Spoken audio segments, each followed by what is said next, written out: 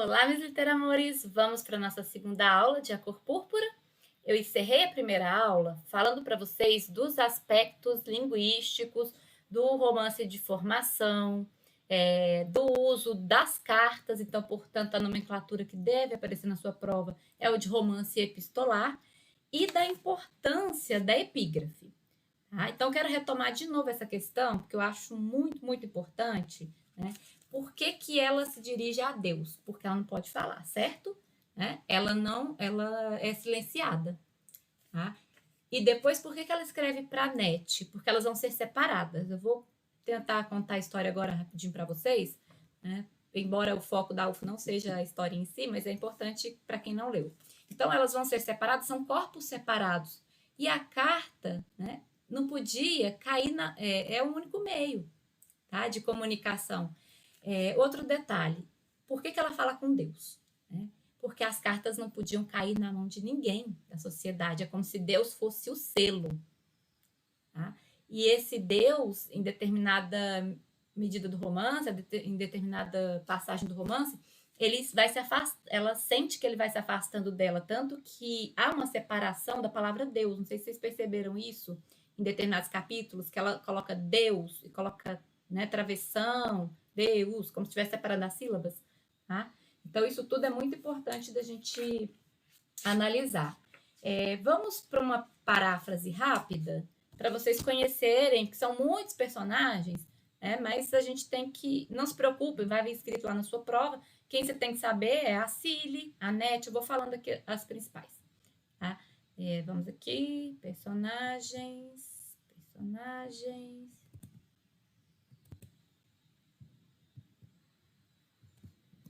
Pronto. Então, olha só. A nossa protagonista é uma menina de 14 anos, a Cili, que é abusada pelo pai, que lá no final do romance, como eu disse para vocês, ela vai descobrir que não é o pai dela, é o padrasto, e a gente descobre o nome, que é Alfonso. E desse estupro, ela fica grávida por 2 vezes, e esses filhos são retirados dela, e ela acha que essas crianças, que o Alfonso matou as crianças, enfim. Tá?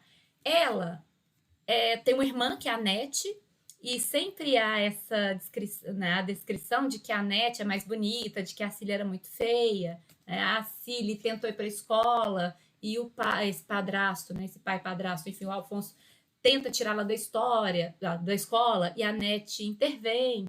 Tá?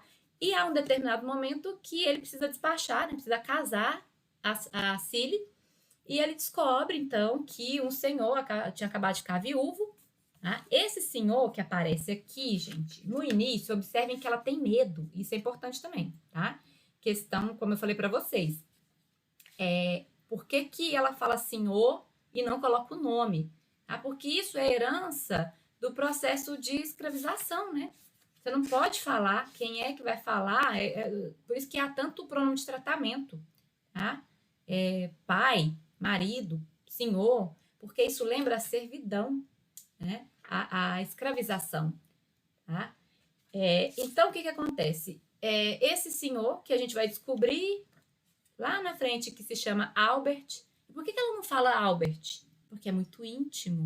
Ela não vai ter intimidade com esse marido. Nosso nome é algo extremamente íntimo, que nos individualiza. Né?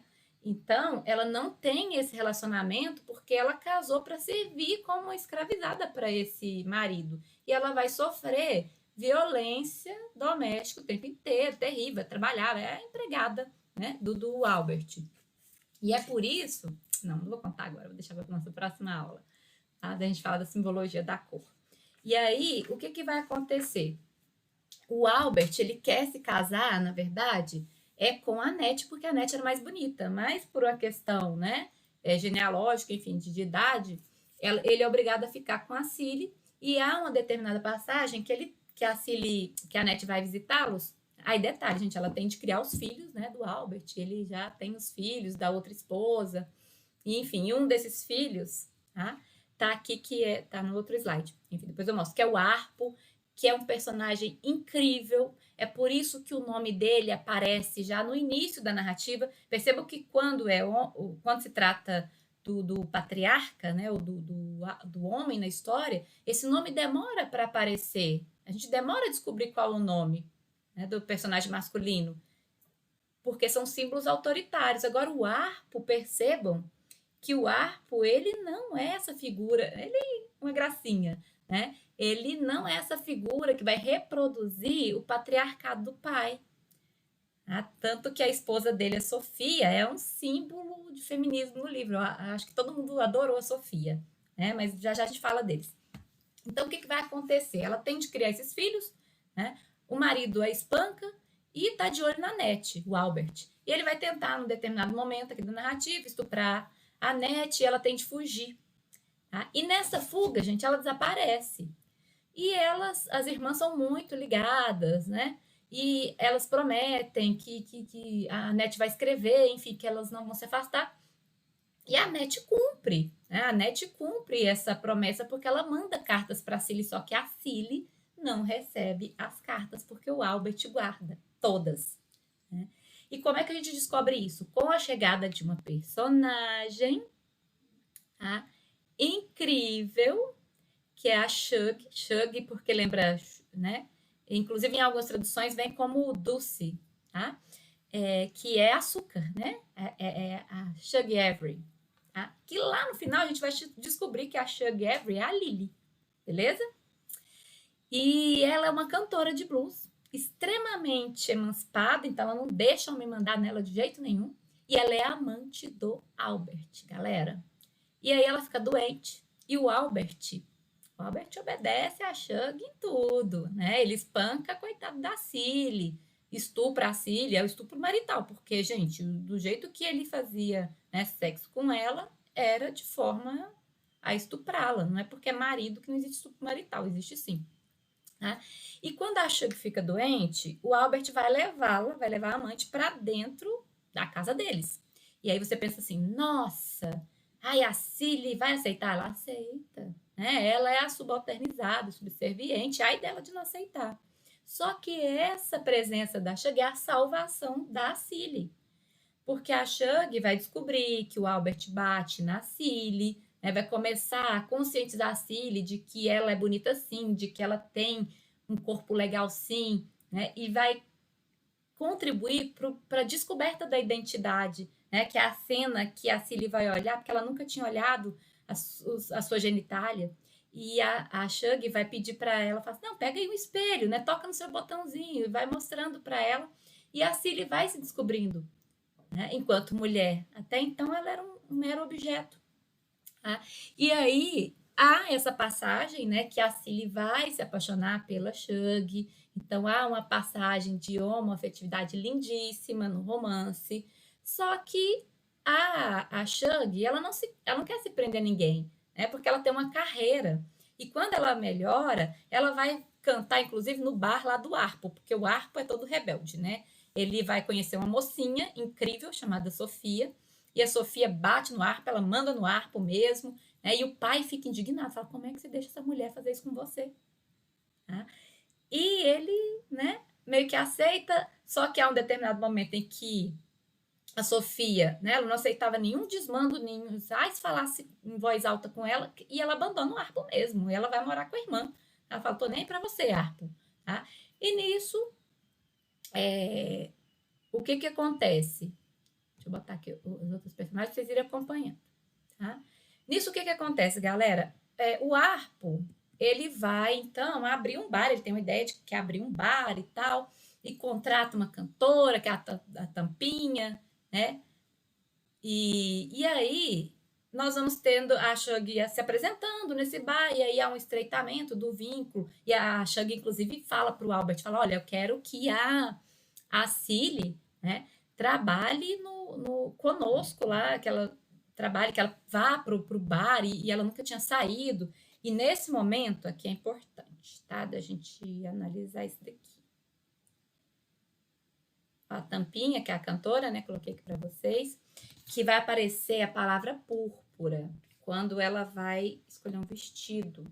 Então, a palavra púrpura eu achei aqui 4 vezes de forma muito contundente. Eu não sei se tem mais, mas assim, 4 vezes eu consegui marcar bem.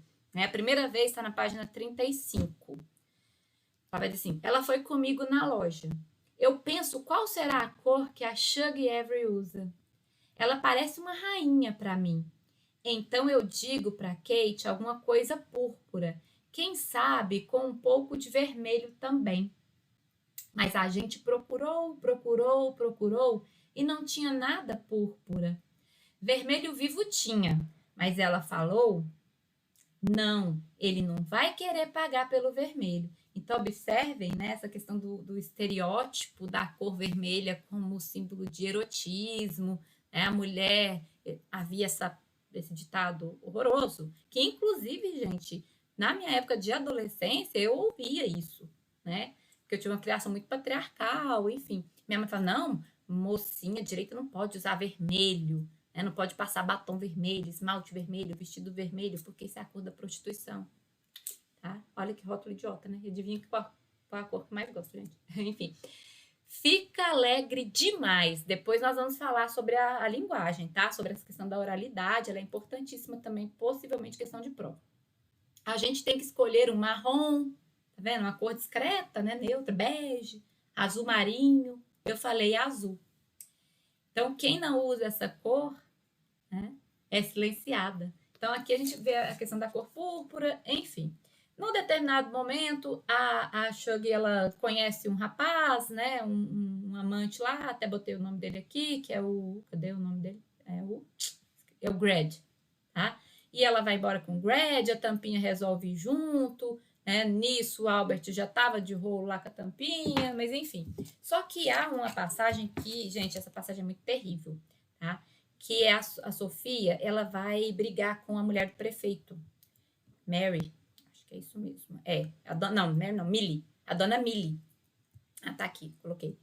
E aí, ela vai sofrer muito, vai ser espancada pelos policiais, torturada, né? De modo que ela fica um pouco, parece, aparentemente louca, e todo mundo fica muito preocupado porque ela tem uma filha, né? E essa passagem é terrível. Mas a Sofia, ela não se cala. E ela é um símbolo incrível de feminismo no livro. Tá? De modo que ao final da narrativa, né, depois que tudo se restabelece, ela vai voltar lá com o arco e eles vão terminar bem. Tá? Vou dar uma parada aqui na paráfrase para dizer o quê? O que vai acontecer nesse momento em que a Shug estava ainda lá na casa, né, do Albert, tá? O que vai acontecer? Ela vai descobrir, aí ela já tá bem amiga, né? Já há um relacionamento com a Cilly, e ela vai descobrir a história, então, da Annette. E a Shug acha as cartas, né? E entrega as cartas para a Annette, para a Cilly. Então, a Cilly vai chorar, vai ficar emocionada e vai descobrir que a irmã tá viva. Então, nesse momento, né, ela vai conseguir entrar em contato e a Annette está lá na África, que aí entra a questão da diáspora. E ela foi acolhida por um casal de missionários, tá? E aí nós vamos ter o desenvolvimento da história da Annette, beleza? Só que a Cilly, quando ela descobre que o Albert tinha escondido as cartas, ela fica brava, ela quer se vingar, né? E aí a Shug intervém, enfim. Então, a Annette vai começar a escrever e a contar os casos, por exemplo, da mutilação das mulheres de uma tribo, né, que é a tribo de Olinca, e isso eu vou detalhar para vocês numa aula em que nós vamos trabalhar a questão da ancestralidade na obra. Tá? Então, basicamente, o fio narrativo é esse. A Cilly, ela vai passar por um processo de empoderamento, porque a Shug, né, vai incentivá-la a se descobrir como mulher, ela vai começar, então, a questionar o Albert, tá? E ele fala: mas essa mulher, está acontecendo com essa mulher? Ela vai descobrir que ela tem um talento, que ela sabia costurar muito bem e desenhar roupa, né? E ela começa a fazer calças. Gente, isso aí no romance é incrível, né? Que empoderamento. Olha aí para vocês usarem da mulher como no mercado de trabalho, tá? A mulher no empresariado, né? Legal demais. E ela começa, então, o seu processo de emancipação, de independência. Só faltava o quê, né? A Annette voltar. Nisso, a esposa do missionário lá do Samuel morre, e ela descobre nesse processo missionário, né, na tribo, 2 crianças, tá? E esses meninos, na verdade, que já estavam com outros nomes, né, são os filhos da Aí eu botei aqui para vocês, né? A Olivia, aí ela vai conhecer o Tashi, a Tashi, desculpa, que vai ser a Nora, tá? Que vai se casar com um dos filhos lá da Cilly. Então a Annette vai descobrir que aquelas crianças ali, né? Que aqueles jovens que ela encontrou, na verdade, eram os filhos da irmã. E aí, no final do romance, aquela coisa mais linda e maravilhosa, do reencontro. Nisso, a Cilly ganha um dinheiro, tá? Porque descobre lá que o pai morreu e deixou uma herança para ela, enfim. E aí ela vai investir, né, na casa, vai repaginar a casa que era do pai. O Albert vai passando também por um processo, né? Isso que as feministas criticam muito no livro, que ele vai, parece que meio que se regenerando nesse processo humanista também. Aí ele já vai ficar acessível aos netos, já vai passar a tratar bem a Cilly, meio que se autodeclara para ela no final. Vem toda uma simbologia de novo da cor púrpura. Isso eu vou trazer em uma outra aula para vocês, tá? Então, na próxima aula, a gente vai trabalhar com mais detalhes esses elementos aqui da narrativa. Eu ainda tenho de falar da questão da linguagem também do livro, da questão da oralidade e dessa questão da diáspora. Tudo bem? Vamos ficar por aqui e te vejo na terceira aula.